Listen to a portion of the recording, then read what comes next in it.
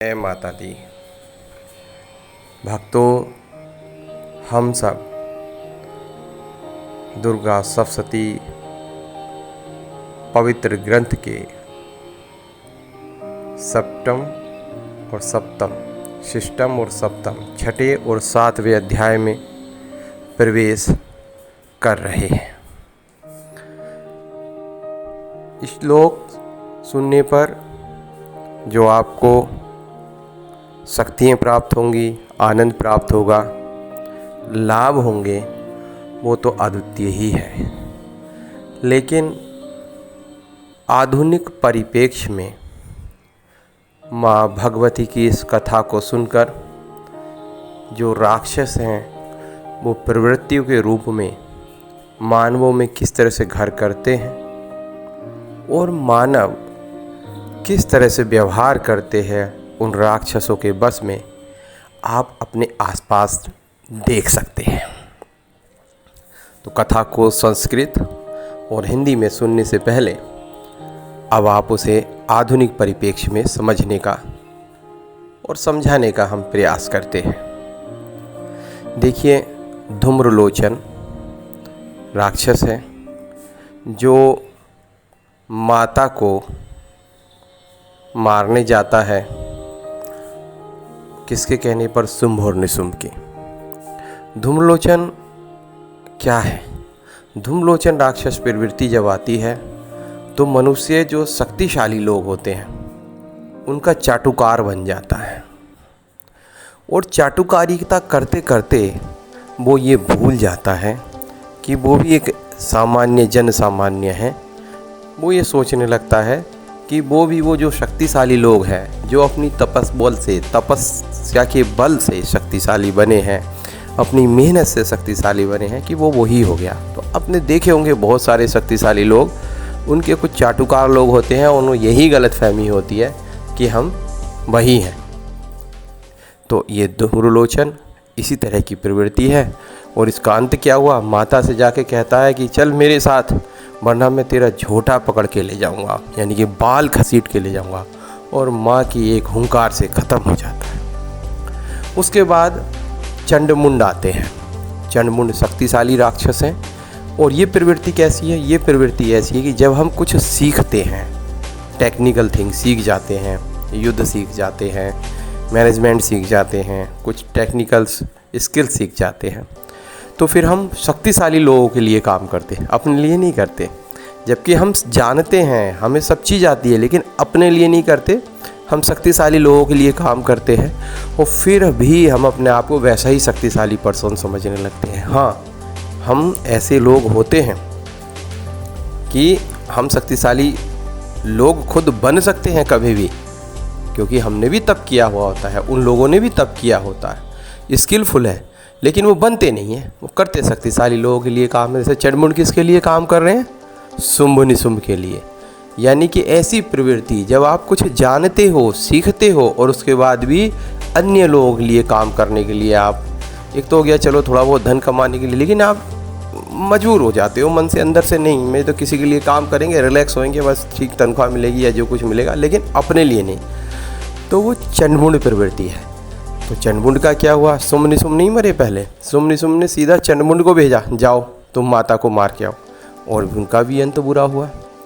अब देखो, चाहे कोई कितना ही शक्तिशाली हो, जब कर्म खराब होते हैं तो फिर उसका भी अंत होता है। तो इस कथा में चाटुकार लोगों का क्या हाल होता है, और जो टेक्निकल स्ट्रॉन्ग लोग हैं, जो खुद भी शक्तिशाली हैं और खुद की अपनी व्यवस्था बना सकते थे, दूसरों के लिए काम करते हैं, और जिन दूसरों के लिए काम करते हैं अगर वो बुरे हैं और बुरों के लिए काम कर रहे हैं तो उनका अंत भी बुरा होता है। ये इस कथा में समझ में आता है, जैसे इसमें हुआ था। तो हम सभी को ये ध्यान रखना चाहिए कि हमें उन बुरी प्रवृत्तियों से, किसी की चाटुकारिता से प्रभावित नहीं होना चाहिए, किसी की बुराई से प्रभावित नहीं होना चाहिए। जैसे मधुकैटभ, मधु माने चाटुकारिता, किसी ने हमारी जो है हमारा सम्मान कर दिया और हमको जो है बढ़ा चढ़ा दिया, और जो है बस हम खूल के कुप्पा हो गए, ये हो गया मधु का प्रभाव। कैटभ, किसी ने हमें थोड़ा सा बुरा कह दिया, हम उसके दुश्मन हो गए, कैटभ। ठीक, अब उसके बाद जैसे अब हम आपको ये सब राक्षस बता रहे, कौन से राक्षस? जैसे अब आए धूम्रलोचन, चाटुकारिता करने वाले लोगों से दूर रहना, उसकी प्रवृत्ति अपने अंदर ना घुसने देना, वो प्रवृत्ति भी नहीं घुसने देना, यानी कि किसी की चाटुकारिता हमें करनी भी नहीं है, वो प्रवृत्ति नहीं आने देना। और उसके बाद चंडमुंड, हम टेक्निकल स्किल हों, अगर हमें काम आता है तो हम काम करें, लेकिन किसी बुरे व्यक्ति के लिए ना करें। अगर बुरे व्यक्ति के लिए काम करेंगे तो क्या होगा, हमारा भी अंत बुरा होगा। तो करना है तो किसी अच्छे व्यक्ति के साथ लगो, किसी साध्वी व्यक्ति के साथ लगो, या अपने लिए करो। आगे जो राक्षस आएंगे वो किस किस प्रवृत्ति के रूप में कलयुग में लोगों में घुसकर काम करा रहे हैं, वो हम आपको स्पष्ट करेंगे। उसके लिए आपको हमारे साथ, हमारी सीरीज के साथ जुड़ना होगा और बार बार ये कथा सुननी होगी। अब जय माता दी। अब आप श्लोक सुनिए और अपनी शक्ति बढ़ाइएगा, अपना आनंद बढ़ाइएगा और अपना सुख संपत्ति बढ़ाइएगा। तो यही प्रार्थना माता से है। जय माता दी। भक्तों, इन बुरी राक्षस प्रवृत्तियों का अंत करने के लिए संस्कृत में कहे गए श्लोकों को ध्यान से सुने और ही मन मन दोहराएं। हिंदी में जो पाठ है उसे सुने और ध्यान करें माँ भगवती का। हमें पूर्ण विश्वास है इस पाठ को सुनने से आपके अंदर किसी भी राक्षस की प्रवृत्ति प्रवेश नहीं करेगी और आपकी अधोगति नहीं होगी, आपकी उन्नति होगी। आप तदोत्तर उन्नति करते जाएंगे।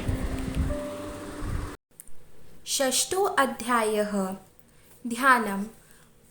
ॐ नागधीश्वर विष्टरां फणिफणोतस्य सौररत्नावली भास्व देहलतां दिवाकरनिभां नेत्रत्रयोदासितां मालाकुम्भं पालिनीरजकरां चन्द्रार्धचूडां परा सर्वगेश्वर भैरवाङ्गिनीलां पद्मावतीं चिन्तये।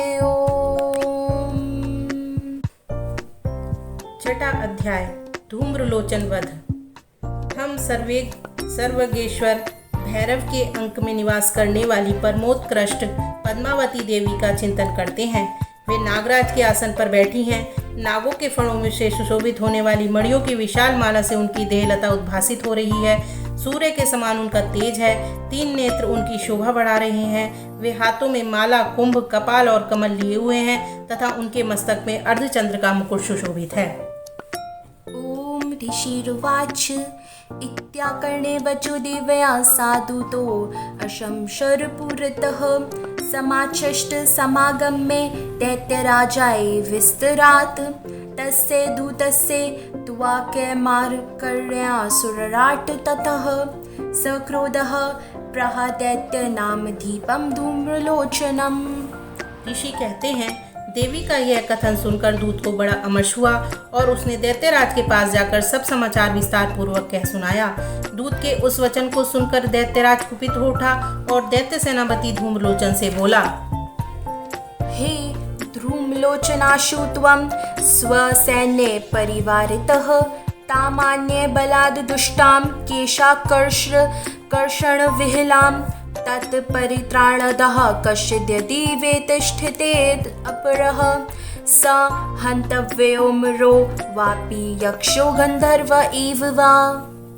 धूम्रलोचन, तुम शीघ्र अपनी सेना साथ लेकर जाओ और उस दुष्टा के केश पकड़कर घसीटते हुए उसे बलपूर्वक यहाँ ले आओ। उसकी रक्षा करने के लिए यदि कोई दूसरा खड़ा हो तो वह देवता, यक्ष अथवा गंधर्व ही क्यों न हो, उसे अवश्य मार डालना। ऋषिरुवाच तेनाज्ञप्ततः शीघ्रं सा दैत्यो धूम्रलोचनः वृत्तः षष्टया सहस्राणामसुराणां द्रुतं ययौ स दृष्ट्वा तां ततो देवीं तुहिनाचलसंस्थितां जगदोचयः प्रयाहिति मूलं शुम्भनिशुम्भयोः नाचेत् प्रीत्याद्या भवति मदर्तारतारमुपैष्यति ततो बलानायाम्येष केशाकर्षणविहलाम्। ऋषि कहते हैं, शुंभ के इस प्रकार आज्ञा देने पर वह धूम्रलोचन दैत्य 60,000 असुरों की सेना को साथ लेकर वहां से तुरंत चल दिया। वहां पहुंचकर उसने हिमालय पर रहने वाली देवी को देखा और ललकार कर कहा, अरे तू निशुंभ निशुंभ के पास चल। यदि इस समय प्रसन्नता पूर्वक मेरे स्वामी के समीप नहीं चलेगी तो मैं बलपूर्वक झोटा पकड़कर घसीटते हुए तुझे ले चलूंगा। देव्युवाच दैत्येश्वरेण प्रहितो बलवान् बलसंवृतः बलानयसि माममेवं तथा किं ते करोम्यहम्। देवी बोली, तुम्हें दैत्यों के राजा ने भेजा है, तुम स्वयं भी बलवान हो और तुम्हारे साथ विशाल सेना भी है। ऐसी दशा में यदि मुझे बलपूर्वक ले चलोगे तो मैं तुम्हारा क्या कर सकती हूँ। ऋषिर्वाच इत्युक्तः सोऽभ्यदयधा वत्तामसुरो धूम्रलोचनः हुङ्कारेणैव तं भस्मसा चकाराम्बिका ततः। अथ क्रुद्धं महासैन्यमसुराणां तथाम्बिका ववर्ष सायकैसे तीक्ष्णे स्थितः शक्तिपरश्वधय्यः। ततो धूतसटः कोपात्र कृत्वा नादं सुभैर्भैरवम् पपातासुर सेनायां सिंहो देवया स्ववाहनः कांशितकरप्रहारेण दैत्ययानासेन चापरान् आक्रमे चादरेण यानयान् सा जङ्घान् महासुरान् केषाञ्चित् पाटयामास नखैकोष्ठानि केसरी तथा तलप्रहारेण शिरांसि कृतवान् पृथक्। ऋषि कहते हैं, देवी के ओर कहने पर असुर धूम्रलोचन उनकी ओर दौड़ा। तब अंबिका ने हुंक शब्द के उच्चारण मात्र से उसे भस्म कर दिया। फिर तो क्रोध में भरी हुई दैत्यों की विशाल सेना और अंबिका ने एक दूसरे पर तीखे सहायकों शक्तियों तथा फरसों की वर्षा आरंभ की। इतने में ही देवी का वाहन सिंह क्रोध में भरकर भयंकर गर्जना करके गर्दन के बालों को हिलाता हुआ असुरों की सेना में कूद पड़ा। उसने कुछ दैत्यों को पंजों की मार से, कितनों को अपने जबड़ों से और कितने ही महादैत्यों को पटक कर ऊंट की दाढ़ों से घायल करके मार डाला। उस सिंह ने अपने नखों से कितनों के पेट फाड़ डाले और थप्पड़ मारकर कितनों के सिर धड़ से अलग कर दिए। विच्छिन्ना बाहुशिरसः कृतास्तेन तथा परे पपौ च रुधिरं कोष्ठादनेषां धूतकेसरा शणेन तत्बलं सर्वं क्षयं नीतं महात्मना तेन केसरिणा देव्या वहनेन नति कोपिनाम्। श्रुत्वा तं सुरं देवया निहतं धूम्रलोचनं बलं चाशयितं कृतसनं देवी केसरिणा ततः चुकोप दैत्याधिपतिः शुम्भः प्रस्फुरिताधरः आज्ञापयामाश्चातो चण्डमुण्डौ महासुरौ। कितनों की भुजाएं और मस्तक काट डाले तथा अपनी गर्दन के बाल हिलाते हुए उसने दूसरे दैत्यों के पेट फाड़कर उनका रक्त चूस लिया। अत्यंत क्रोध में भरे हुए देवी के वाहन उस महाबली सिंह ने क्षण भर में ही असुरों की सारी सेना का संहार कर डाला। हे चण्ड हे मुण्ड बलैर्बहुभिः परिवारितौ तत्र गच्छत् गत्वा च सा समानीयतां लघु केशेष्वाकृष्य बद्धत्वा वा यदि वः संशयो युधि तदा शेषायुधयः सर्वे सुरैर्विनिहन्तया तां तस्यां हतयां दुष्टयां सिंहे च विनिपातिते शीघ्रमागम्यतां बद्ध्वा गृहीत्वा तामथाम्बिकाम्। शुंभ ने जब सुना कि देवी ने धूम्रलोचन असुर को मार डाला तथा उसके सिंह ने सारी सेना का सफाया कर डाला, तब उस दैत्यराज को बड़ा क्रोध हुआ। उसका होठ कांपने लगा। अपने चंड और मुंड नामक दो महादैत्यों को आज्ञा दी, हे चंड और हे मुंड, तुम लोग बहुत बड़ी सेना लेकर वहां जाओ। उस देवी के झोटे पकड़कर अथवा उसे बांधकर शीघ्र यहाँ ले आओ। यदि इस प्रकार उसको लाने में संदेह हो तो युद्ध में सब प्रकार के अस्त्र शस्त्रों तथा समस्त आसुरी सेना का प्रयोग करके उसी की हत्या कर डालना। उस दुष्टा की हत्या होने तथा सिंह के भी मारे जाने पर उस अंबिका को बांधकर साथ ले शीघ्र ही लौट आना। ओम नमः चंडिकाय। सप्तमो अध्यायः ध्यानम्। ॐ ध्यायेयं रत्नपीठे शुक्लपठितं शृण्वतीं श्याममालाढ्यं न्यसते काङ्गग्रीं सरोजे शशि शकलधरां वल्कलीं वादयन्तीं कहराम्बराबद्धमालां नियमितविलस सच्चोलिकां रक्तवस्त्रां मातङ्गी शङ्खपात्रां मधुमदां चित्रकोधासी भालाम्। 7वां अध्याय चंड और मुंड का वध। हम मातंगी देवी का ध्यान करते हैं। वे रत्नमय सिंहासन पर बैठकर पढ़ते हुए तोते का मधुर स्वर सुन रही हैं। उनके शरीर का वर्ण श्याम है।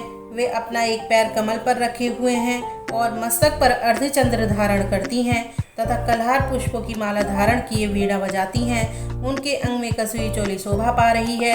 वे लाल रंग की साड़ी पहने हाथ में शंख में पात्र लिए हुए हैं। उनके बदन पर मधु का हल्का हल्का प्रभाव जान पड़ता है और ललाट में बेंदी शोभा दे रही है। ओम ऋषिर्वाच आज्ञापतास्ते ततौ दैत्याश चण्डमुण्ड पुरोगमः चतुरम्बबलो पृथ्वीतायुर्वध्यो दत्तायुधः ददृशुस्ते ततो देवी मेषधासां व्यवस्थितां सिंहस्योपरि शैलेन्द्रशृङ्गे महती काञ्चने। ऋषि कहते हैं, तदंतर शुंभ की आज्ञा पाकर वे चंड मुंड आदि दैत्य चतुरंगनी सेना के साथ अस्त्र शस्त्रों से सुसज्जित हो चल दिए।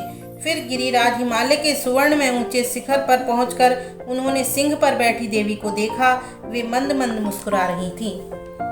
ते दृष्ट्वा तां समाधिमुद्रगं चक्रुरुद्धताः आकृष्टचाप सिद्धाररास्थतानये तत्समीपगः ततः कोपं चकारोरचरे अम्बिके तानरीन् प्रति कोपेन चासया वदनं मषि वर्णमभूतो ददा भ्रुकुटीकुटलीला तस्या ललाटफलकाद्रुद्रुतं कालीकरालवदना विनीशक्रान्तिसिपाशिनी विचित्रखट्वा गरधरा नरमाला विभूषणा द्वीपी चर्म परिधाना शुष्कमासन्ति भैरवा अति विस्तारवदना जिह्वाललन भीषणा निमगना रक्तनयना नादा पुररितदे अंगमुखा सा वेगेन नाभिपतिता घातयन्ति महासुरान् सैन्ये तत्र सुराणिनां भक्षयत तद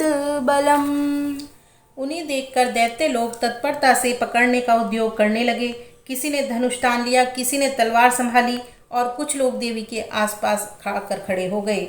तब अंबिका ने उन शत्रुओं के प्रति बड़ा क्रोध किया। उस समय क्रोध के कारण उनका मुख काला पड़ गया, ललाट में भौहें टेढ़ी हो गई और वहां से तुरंत विकराल मुखी काली प्रकट हुई जो तलवार और पाश लिए हुए थीं। वे विचित्र खंडवाक धारण किए और चीते के चर्म की साड़ी पहने नरमुंडों की माला से विभूषित थीं। उनके शरीर का मांस सूख गया था, केवल हड्डियों का ढांचा था जिससे वे अत्यंत भयंकर जान पड़ती थीं। उनका मुख बहुत विशाल था, जीभ लपलपाने के कारण वे और भी डरावनी प्रतीत होती थीं। उनकी आंखें भीतर को धसी हुई और कुछ लाल थीं।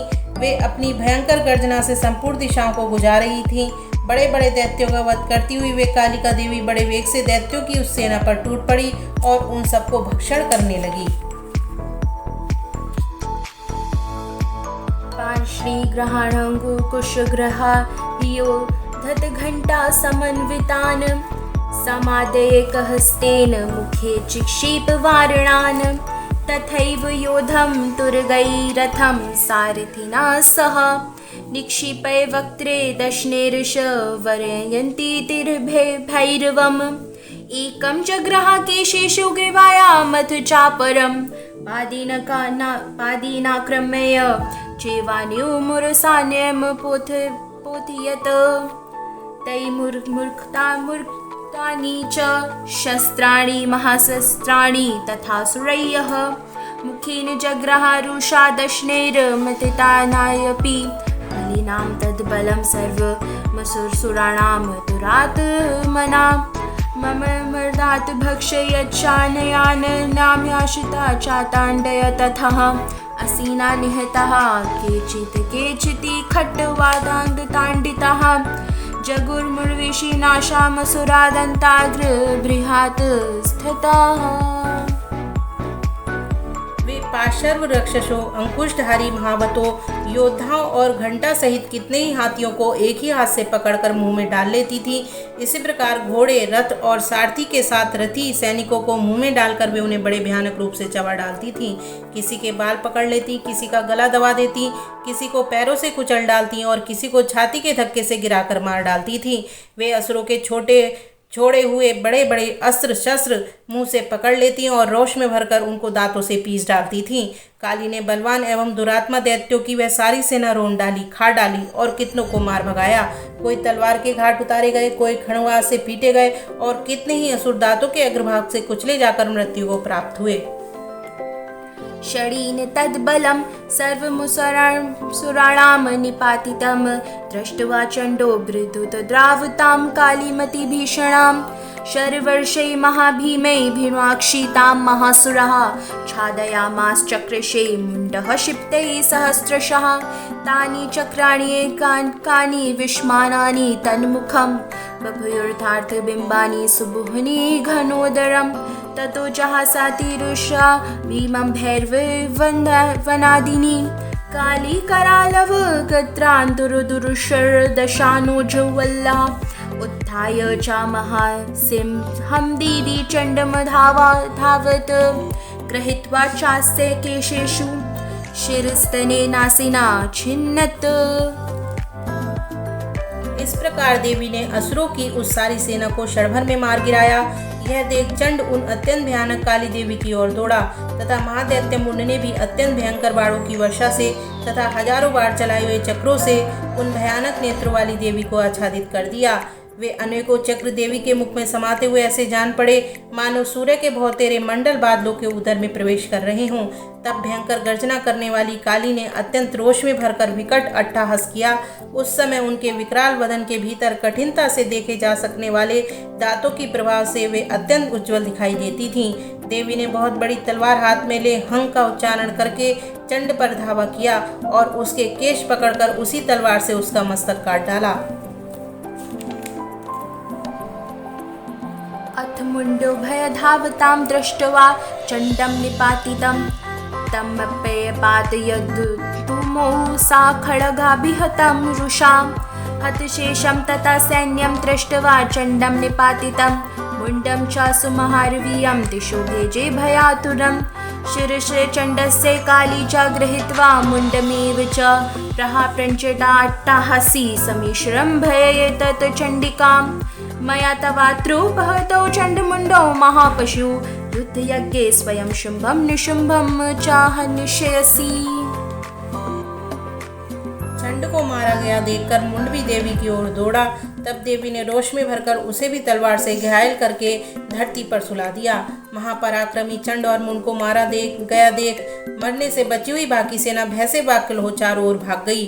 तदंतर काली ने चंड और मुंड का मस्तक हाथों में ले चंडिका के पास जाकर प्रचंड अट्टहास करते हुए कहा, देवी मैंने चंड और मुंड नामक इन दो महापशुओं को तुम्हें भेंट किया है। अब युद्ध में तुम शुंभ और निशुंभ का स्वयं ही वध करना। ऋषिरुवाच तावानितौ ततो दृष्ट्वा चण्डमुण्डौ महासुरौ उवाच कालीं कल्याणीं ललितं चण्डिकावचः यस्मात् चण्डं च मुण्डं च गृहीत्वा त्वं मुपागता चामुण्डेति ततो लोके ख्याता देवी भविष्यसि। ऋषि कहते हैं, वहां लाए हुए उन चंडमुंड नामक महादैत्यों को देखकर कल्याणमयी चंडी ने काली से मधुर वाणी में कहा, देवी तुम चंड और मुंड को लेकर मेरे पास आई हो, इसलिए संसार में चामुंडा के नाम से तुम्हारी ख्याति होगी। बोलो नमः चंडिकाय।